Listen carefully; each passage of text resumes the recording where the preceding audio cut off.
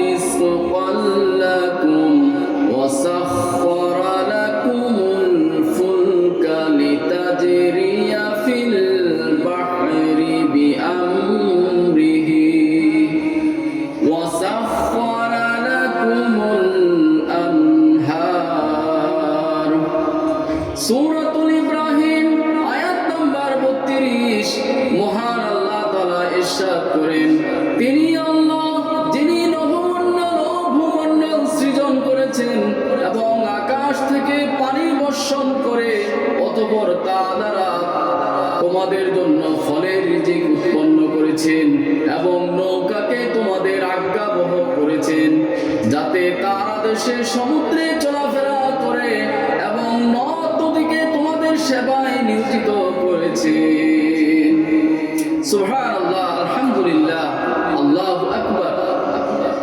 It is Allah who created the heavens and the earth and sent down rain from the sky and produced thereby some fruits and provision from you and subjected for you the ships to sail through the sea by the command and subjected for you the rivers. Suratul Ibrahim 32 number ayah. এখানে যে কোরআনুল কারীমের যে আয়াতের শব্দগুচ্ছ হচ্ছে আল্লাহ, আল্লাহ শব্দের অর্থ হচ্ছে আল্লাহ। খালাকা শব্দের অর্থ হচ্ছে সৃষ্টি করেছেন।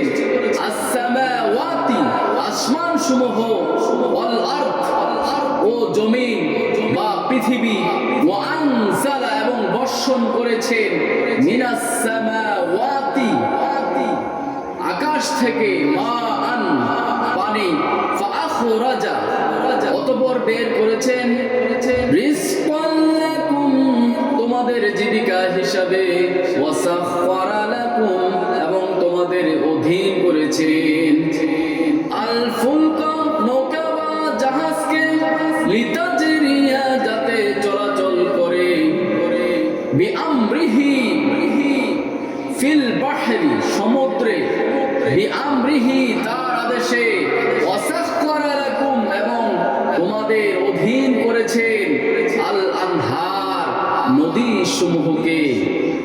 এই আয়াতে আল্লাহ তাআলা তার সৃষ্টি জগতের সমগ্র কিছু, তার সৃষ্টি জগতের এমন কিছু নিয়ামতের কথা বলেছেন যা মানুষের জীবন ধারণের জন্য অপরিহার্য। মহাকাশ ও পৃথিবীর সৃষ্টি, বৃষ্টি ও ফলমূল খাদ্য, সমুদ্র পথে যাতায়াতের ব্যবস্থা, মিঠা পানির উৎস হিসাবে নদ নদী। মহান আল্লাহ তাআলা আমাদেরকে এই আল্লাহ তাআলার পরিচয় সম্পর্কে, আল্লাহ তাআলা আমাদের জন্য কি কি নিয়ামত দিয়েছেন সেই সমস্ত নিয়ামতের গুণ কীর্তন এবং সমগ্র দিকে যেদিকে চোখ মেলে তাকায় সমস্ত কিছুর উপর চোখ তাকাবো আর মহান আল্লাহ তাআলা শুকরিয়া আদায় করব। সুবহানাল্লাহ, আলহামদুলিল্লাহ, আল্লাহু আকবার। সত্যি আল্লাহ তাআলা মহান। সবাইকে আমাদেরকে এই আয়াতের উপর আমল করার তৌফিক দান করুন। আমিন।